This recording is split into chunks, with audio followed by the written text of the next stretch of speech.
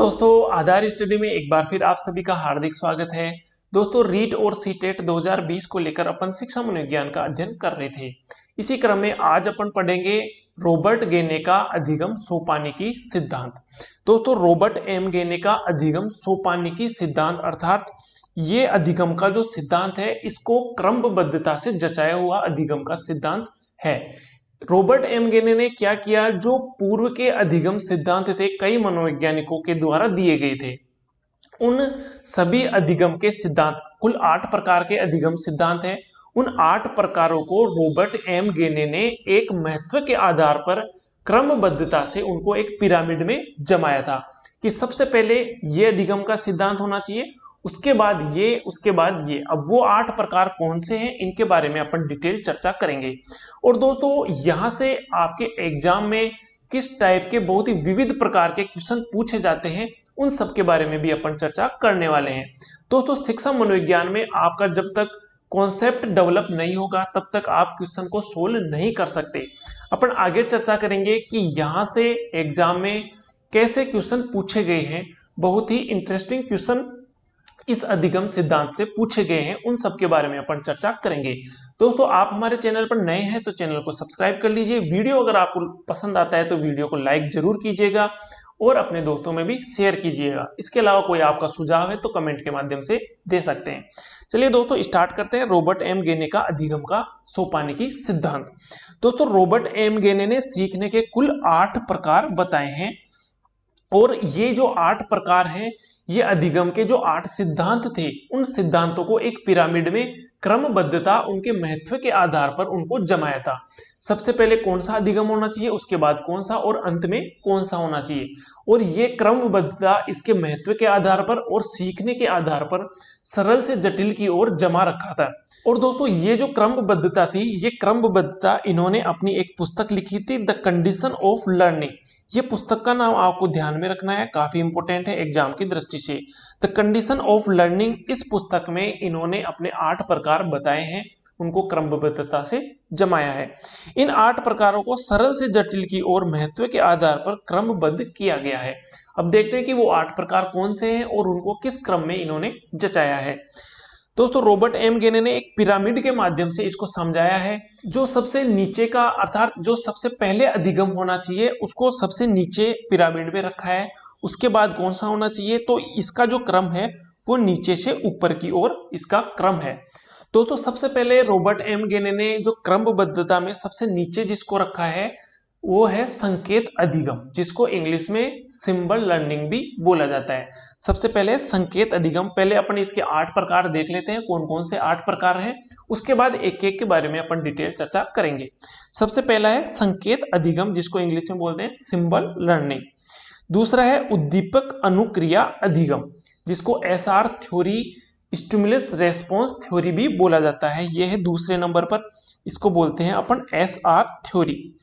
तीसरे नंबर पर है श्रृंखला अधिगम, जिसको इंग्लिश में बोला जाता है चेन लर्निंग, श्रृंखला अधिगम। चौथे नंबर पर है शाब्दिक अधिगम या शाब्दिक साहचर्य अधिगम, जिसको इंग्लिश में बोला जाता है वर्बल एसोसिएट लर्निंग। पांचवें नंबर पर है विभेदात्मक अधिगम, जिसको बोलते हैं डिफरेंशियल लर्निंग। इसके बाद छठवें नंबर पर है संप्रत्यय अधिगम, कॉन्सेप्ट लर्निंग। सातवें नंबर पर है सिद्धांत अधिगम, जिसको बोलते हैं नियम अधिगम भी बोलते हैं, इंग्लिश में बोलते हैं रूल या लॉ लर्निंग या रूल लर्निंग। और सबसे अंत में 8वें नंबर पर है समस्या समाधान अधिगम, प्रॉब्लम सॉल्विंग लर्निंग। दोस्तों, आपको ये जो भी नाम है ये इंग्लिश में और हिंदी में दोनों में आपको ध्यान में रखने हैं, क्योंकि एग्जामिनर हिंदी में दिए हुए शब्दों को कई उपनामों से संबोधित कर सकता है, लेकिन इंग्लिश में आपको वही टर्म मिलेगी। तो मैं एक बार आपको दोबारा से रिकैप कर देता हूं। सबसे पहले है अधिगम लर्निंग। और दोस्तों, ये जो अधिगम के सिद्धांत है ये आपको बिल्कुल एज इट इज ऐसे के ऐसे इसी क्रम में आपको याद भी होने चाहिए। 1 नंबर पर कौन है, 2 नंबर पर, 3 नंबर पर, ये इसी क्रम में आपको याद भी होने चाहिए। आगे बात करेंगे कि क्रमबद्धता से कैसे क्वेश्चन एग्जामिनर पूछे हैं और आगे भी पूछे जा सकते हैं। दोस्तों, रॉबर्ट एम गेने ने जो सबसे बेस लेवल पर जिस अधिगम सिद्धांत को रखा था वो है संकेत अधिगम। संकेत अधिगम जो पावलोव ने, आपने पढ़ा होगा, कुत्ते पर प्रयोग किया था और एक घंटी के माध्यम से अनुबंध का स्थापन किया था।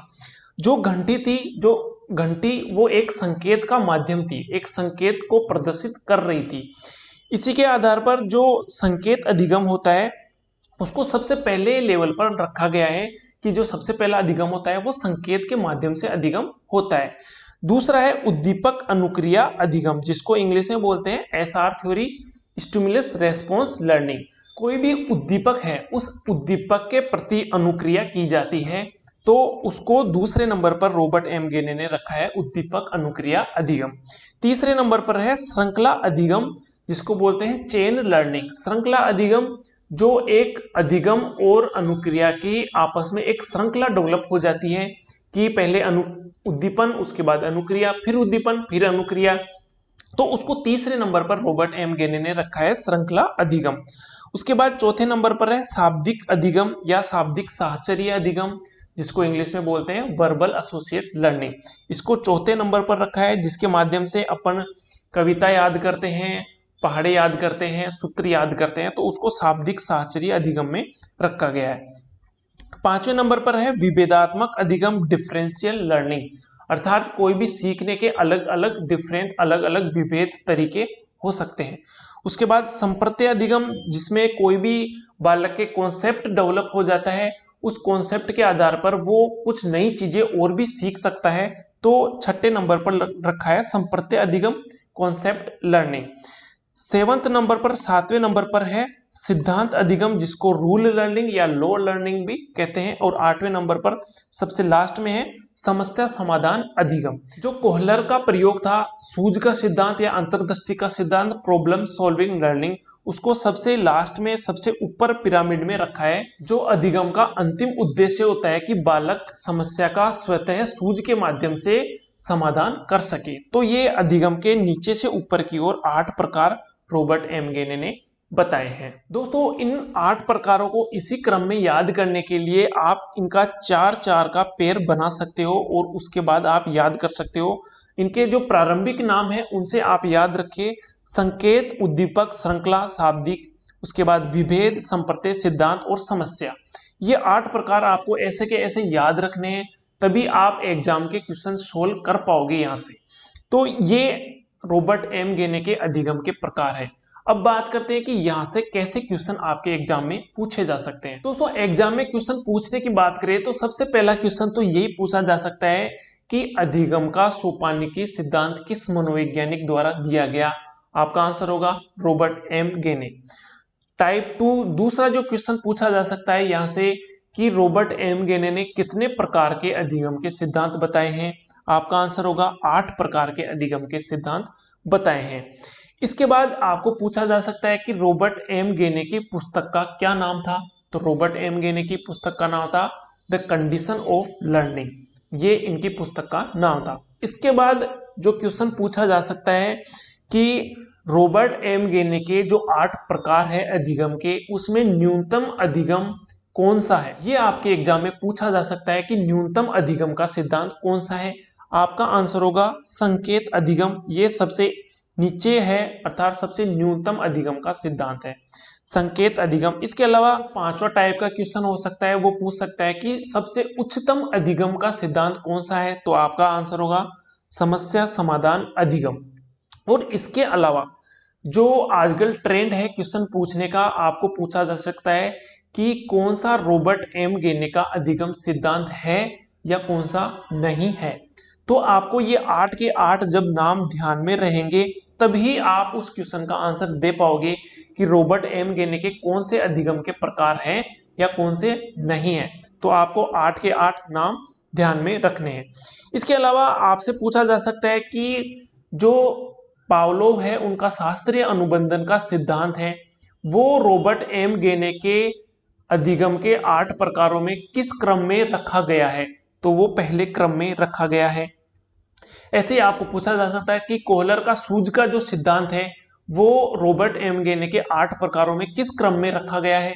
तो वो 8वें क्रम पर समस्या समाधान अधिगम 8वें क्रम पर रखा गया है। इसके अलावा अगर और भी हार्ड क्वेश्चन एग्जामिनर बनाना चाहे तो यहाँ से बना सकता है कि रॉबर्ट एम गेने के अधिगम के 8 प्रकारों को क्रमबद्धता से जचाइए।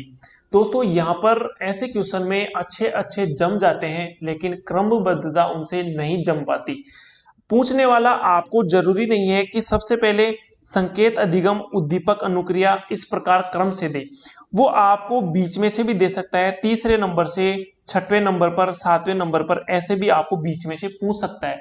आप देखोगे कि इसमें संकेत अधिगम तो आया ही नहीं, या लास्ट में आप देखोगे समस्या समाधान अधिगम तो आया ही नहीं।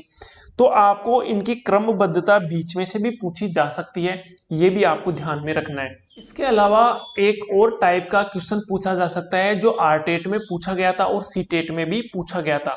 क्वेश्चन लेंथी लैंग्वेज का क्वेश्चन था। क्या क्वेश्चन था, आप ध्यान से सुनिए और उत्तर देने का प्रयास कीजिएगा। क्वेश्चन था कि एक लड़की जो विद्यालय से अपने घर आती है और अपने कोट को उतारकर फर्श पर फेंक देती है, उसके बाद उसकी माँ आती है और उसको डांटती है, और लड़की अपने कोट को उठाकर समेटकर अलमारी में रख देती है। ये अधिगम का कौन सा सिद्धांत है? ये क्वेश्चन आरटेट में पूछा गया था और उस समय ये क्वेश्चन बहुत ही चर्चा में रहा था कि ऐसे लैंग्वेज वाले क्वेश्चन पहली बार पूछे गए थे। तो जो लड़की है वो पहले अपने कमरे में प्रवेश करती है, कोट को उतारकर फर्श पर रख देती है, उसकी माँ आकर उसको डांटती है, लड़की कोट को उठाकर समेटकर अलमारी में रख देती है। इसका आंसर होगा श्रृंखला अधिगम, क्योंकि यहाँ पर एक उद्दीपन अनुक्रिया की एक चेन डेवलप हो रही है। लड़की आती है, उसके बाद कोट उतारती है, उसके बाद उसके माँ का आना, उसका डांटना, उसका कोट का उठाना और समेटकर अलमारी में रखना, ये एक अधिगम की श्रृंखला डेवलप हो गई। इस वजह से उसका आंसर था श्रृंखला अधिगम। तो आपको कोई भी अधिगम का सिद्धांत देकर वहां से लैंग्वेज वाले क्वेश्चन भी पूछा जा सकता है। इस वजह से मनोविज्ञान में अगर आप रटने का प्रयास करोगे तो आपको क्वेश्चन सोल्व नहीं कर पाओगे। आपको शिक्षा मनोविज्ञान में कॉन्सेप्ट डेवलप होना अति आवश्यक है। तो दोस्तों, रॉबर्ट एम गेन के इन 8 प्रकारों को आपको एज इट इज इसी क्रमबद्धता से याद करना होगा। तो दोस्तों, मिलते हैं नेक्स्ट वीडियो में। अगर आपको वीडियो पसंद आया है तो वीडियो को लाइक जरूर कीजिएगा। आपका कोई सुझाव है तो कमेंट के माध्यम से सुझाव भी दे सकते हैं। इसके अलावा आप हमारे टेलीग्राम चैनल से भी जुड़ सकते हैं। टेलीग्राम का लिंक आपको डिस्क्रिप्शन में मिल जाएगा। मिलते हैं नेक्स्ट वीडियो में, तब तक के लिए धन्यवाद।